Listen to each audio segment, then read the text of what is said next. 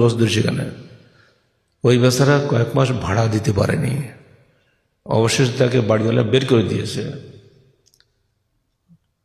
আল্লাহর এমনই খেলা, এই প্রচণ্ড ভূমিকম্পে সেই হাইরাইজ বিল্ডিং ভেঙে গুড়িয়ে গেছে।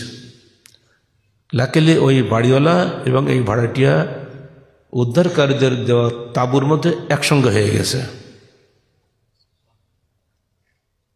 বাড়িওয়ালা বলছে, হায় তোমাকে বের করে দিয়েছিলাম ভাড়াটিয়া ভাড়া দিতে পারোনি বলে, আজকে তুমিও যা আমিও তাই। আল্লাহ দেখাচ্ছে না এগুলো দুনিয়াতে? অতএব হে অহংকারী মানুষ, দয়াশীল হও, তোমার পরিণতি স্মরণ করো। নিঃশ্বাস চলে গেলেই তুমি শেষ। তোমার সন্তান তোমার লাশটা দ্রুত দাফন করবে কবরের মাটিতে, কেউ তোমাকে খাতির করবে না। অতএব মৃত্যু আসার আগেই নিজেকে পরকালের পাথর সঞ্চয়ে ব্রতী হও। আল্লাহ পাক আমাদের সবাইকে পরকালীন পাথর সঞ্চয়ের তৌফিক দান করুন।